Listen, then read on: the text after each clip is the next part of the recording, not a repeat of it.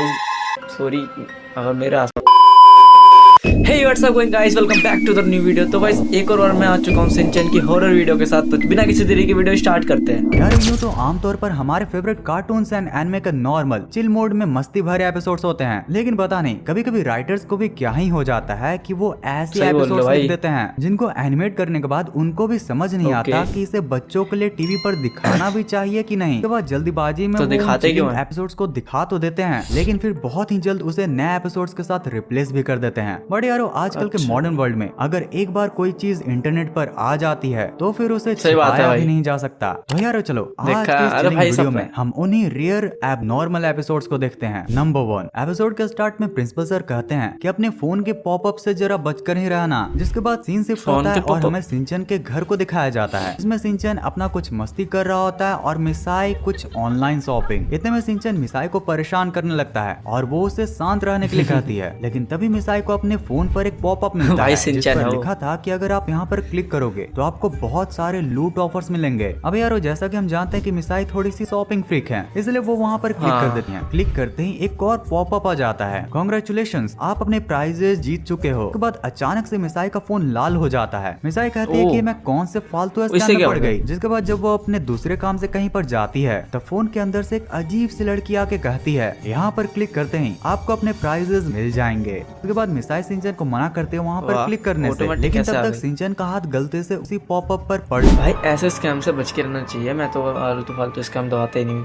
OTP आता है वो भी नहीं दबाता मैं तो, दूर तक की बात है।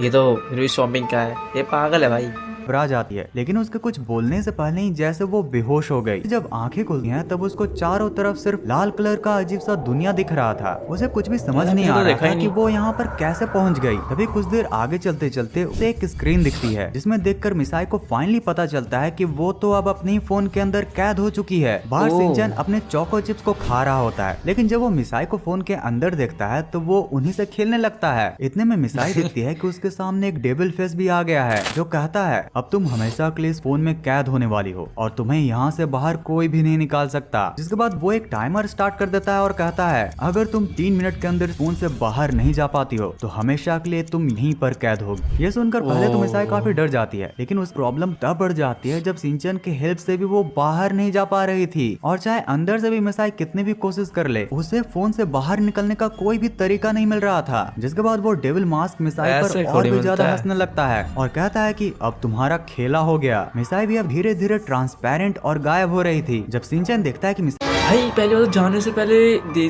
कैसे जैसे गई थी वैसे तो बाहर आएगी। अगर बेहोश होके अंदर गई है तो बेहोश होके बाहर आ, सो जा भाई। तो उसे अचानक से एक बहुत ही ब्रिलियंट तरकीब सूझती है। वो उस फोन को लेकर तेजी से दौड़कर वॉशरूम की तरफ भागता है। मिसाई के फोन को फ्लश की तरफ दिखाकर वो एक बटन पर प्रेस करता है और उसके ऐसा करते ही अचानक से मिसाई फोन के बाहर आ जाती है। एक्चुअली सिंचन को समझ में आ चुका था कि जो मिसाई का डेविल स्मार्टफोन है वो बटन प्रेस करते ही सामने वाले को खुद में कैद कर लेता है, इसलिए अब उसके बटन दबाने पर अब उसने मिसाई के रिफ्लेक्शन को अंदर कैद कर लिया, ना कि रियल मिसाई को। आखिर में प्रिंसिपल सर दोबारा आते हैं और कहते हैं कहा था ना मैंने, ध्यान रखना फालतू पॉपअप पर कभी क्लिक मत करना। भाई ये तो मानना पड़ेगा कि सिंचन के क्रिएटर्स के भाई सही था, बहुत खतरनाक वाला सीन था भाई ये तो। अगर वैसे हंसी भी थी, थोड़ी फनी थी जब उसका मुंह टॉयलेट पे चलेगा, बट एक डरावना था, लेकिन इसमें एक बहुत ही रियल गुड मैसेज भी था। तुम लोग भी कभी भी फालतू पॉपअप और कॉल पर क्लिक मत करना। तो इस एपिसोड के स्टार्ट में हैरी को दिखाया जाता है जिनको कंपनी की तरफ से एक फैमिली ट्रिप का ऑफर मिला होता है। हैरी अपने कार का जीपीएस ऑन करके फैमिली को लेकर लोकेशन की तरफ निकल पड़ते हैं। जीपीएस को फॉलो करते करते वो लोग पहाड़ियों के बीच सुनसान जगह पर पहुंच जाते हैं। ना आसपास कोई आदमी ना कोई जानवर, सिर्फ हवा की आवाज। वहाँ थोड़ी देर घूमने के बाद उनको एक पुराना सा घर दिखाई देता है। उन्हें लगता है कि शायद यही उनका होटल है। घर का गेट तो ऑलरेडी खुला होता है, लेकिन अंदर कोई भी नजर नहीं आता। हैरी होटल की कंफर्मेशन के लिए ऑफिस में कॉल करते हैं, लेकिन वहाँ तो नेटवर्क का एक भी सिग्नल नहीं था। काफी सोच विचार करने के बाद वो लोग वहाँ पर घर के अंदर रहने का डिसाइड करते हैं। और जब सिंचन और हिमावारी एक कमरे में जाते हैं तो वहाँ पर रखी होती हैं कुछ पुरानी डॉल्स। हिमावारी को वो डॉल्स तुरंत ही पसंद आ जाती हैं। दूसरी तरफ मिसाई मिसाई किचन में खाना बनाने जाती है, लेकिन जब फ्रिज खोल के देखती है तो उसमें सिर्फ पुडिंग सी थी। रात को पूरी नुहारा फैमिली को वही पुडिंग खाकर काम चलाना पड़ा, लेकिन खाना खत्म होते ही सबको पता चलता है कि हिमावारी तो गायब है। सभी उन्हें ढूंढने लगते हैं। थोड़ी देर बाद शिनचैन और मिसाई देखते हैं हिमावारी एक कमरे में बैठकर किसी से बात कर रही होती है, लेकिन वहाँ पर उन्हें कोई भी नहीं दिखता। मिसाई उसे मजाक समझकर हिमावारी को वहाँ से उठाकर ले जाती है, लेकिन जैसे ही वो निकलती है हमें पर्दे के पीछे से एक परछाई हिलती हुई नजर आती है। देखा है भाई ये वाला एपिसोड। और रात को सभी सो रहे होते हैं। सोते सोते मिसाई को थोड़ी गर्मी लगती है। वो जब उठकर देखती है तो हिमावारी की जगह उसके बगल में वही डॉल थी। मिसाई पहले तो चीखने वाली थी, फिर अपने आप को संभाल कर वो सबको इसके बारे में बताती है, जिसके बाद पूरी नुहारा फैमिली हिमावारी को ढूंढने में लग जाती है। लकीली कुछ देर बाद ही उन्हें हिमावारी मिलती है, जो उसी डॉल के साथ खेल रही थी। कंफ्यूज्ड मिसाई हिमावारी को वहाँ से ले जाती, लेकिन जैसे ही वो बाहर निकलती है शिनचैन अपनी आंखों से देखता है कि वो डॉल अपने आप चलते हुए पर्दे के पीछे चली जाती है। ये देखकर हमारा भाई बाकी बात तो ठीक है, तू स्टोरी लाइन दिखा रहा है पुरानी वाली, बट लेकिन ये जो ऐसे वाला सीन क्यों करवा रखा है इसने? ग्रेड डाल रखा है इफेक्ट, ये बोल रहा है पीछे से आई सी भाई। सॉरी अगर मेरे आसपास काफी डर जाता है। फाइनली रात को इतनी मिस्ट्रीज के बाद सीन सुबह की ओर शिफ्ट होता है। नुहारा फैमिली थोड़ी डरी हुई जल्दी जल्दी घर से निकलने की तैयारी कर रही होती है। तभी मिसाई दीवार पर कुछ अजीब अजीब शब्द लिखे हुए दिखती है। उसे लगता है कि ये सब शिनचैन की शरारत होगी, लेकिन शिनचैन क्लियरली बोलता है कि उसने ऐसा कुछ नहीं किया है। फाइनली जब सभी लोग निकल रहे होते हैं तब हैरी को ऑफिस से कावागुची का कॉल आता है, जो पूछता है हैरी आप होटल क्यों नहीं आए? ये सुनते ही सबको समझ आ जाता है जहाँ पर उन्होंने रात बिताई थी वो उनका होटल था ही नहीं।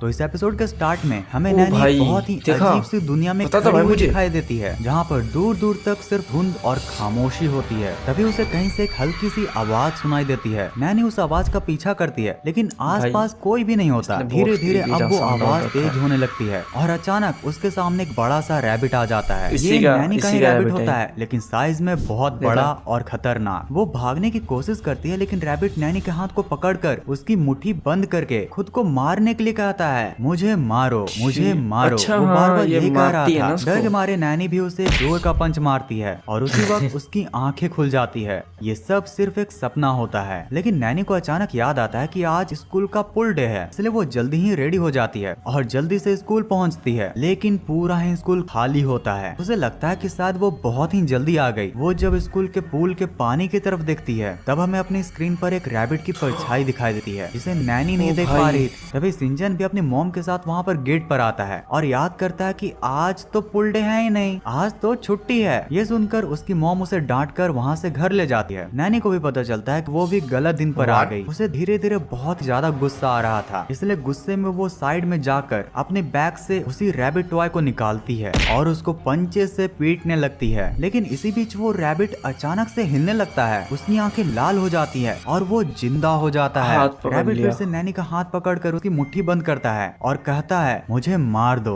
घबराहट में नैनी उसे और पीटने लगती है और उस बनी को पुल में फेंक देती है। पानी में गिरते हैं वो रैबिट चिल्लाने लगता है। वो कहता है मुझे पानी से नफरत है, मुझे बचाओ, मुझे निकालो। उसके बाद धीरे धीरे वो पानी में ही घुलने लगता है, जिसके बाद उसके शरीर से कई रैबिट्स की आत्मा निकलकर पुल के पानी में ही मिल जाती है। फाइनली सीन शिफ्ट होता है नेक्स्ट डे पर। इस बार सच में पुल डे होता है। सभी बच्चे पुल में खेल रहे होते हैं। नैनी भी स्कूल आती है। पहले तो योशिनागा मैम उसे कपड़े चेंज करने के लिए कहती हैं। एक्चुअली मैम भी उसकी हेल्प कर रही हो। उनका बिहेवियर अजीब हो जाता है। वो नैनी का हाथ पकड़कर मुट्ठी बंद करती हैं और धीरे से कहती हैं मुझे मार दो। उसके बाद उनका चेहरा भी रैबिट जैसा दिखने लगा था। डर के मारे नैनी भी बाहर भागी है, लेकिन बाहर आकर वो देखती है कि स्कूल के सभी लोग काफी वियर्ड हो चुके हैं। कल पुल के पानी में मिली रैबिट की आत्मा अब सबके अंदर थी। सभी लोग नैनी की मुट्ठी बंद करा के उसे कहते हैं कि उन्हें मारे। तभी पुल के अंदर से एक पानी का बना ट्रांसपेरेंट और बड़ा रैबिट उठता है। वो नैनी के पास आकर कहता है कि अब तुम ही मुझे मारो। नैनी पहले तो उसे मना करती है, लेकिन सारे बच्चे और टीचर्स मिलकर जबरदस्ती उसका हाथ पकड़कर रैबिट पर पंच मरवा देते हैं। रैबिट पानी से भरे बलून्स की तरह फट जाता है और जो आत्मा सबके अंदर गई थी वो सबके शरीर से बाहर निकल आती है। सभी लोग वापस नॉर्मल बन जाते हैं। अब फाइनली एंड सीन में जब रात का टाइम होता है तो हमें पुल को दिखाया जाता है। पानी में हल्की सी हरकत होती है और वो रैबिट दोबारा से पुल की पानी से बाहर आता है। वो धीरे से कहता है है, मुझे मारने के लिए शुक्रिया नैनी। और इतना कहकर वो पुल से निकलकर नैनी के घर की तरफ चल पड़ता है। और यार यहीं पर ये एपिसोड खत्म हो जाता है। भाई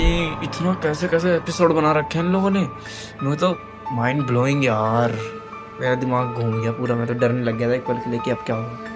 ओके तो इस वीडियो हो चुका है एंड। तो अगर वीडियो अच्छी लगी हो तो वीडियो को लाइक कर देना, चैनल को सब्सक्राइब कर देना। मैं मिलूंगा आपको नेक्स्ट वीडियो के संग, तब तक के लिए bye and take care, Tata.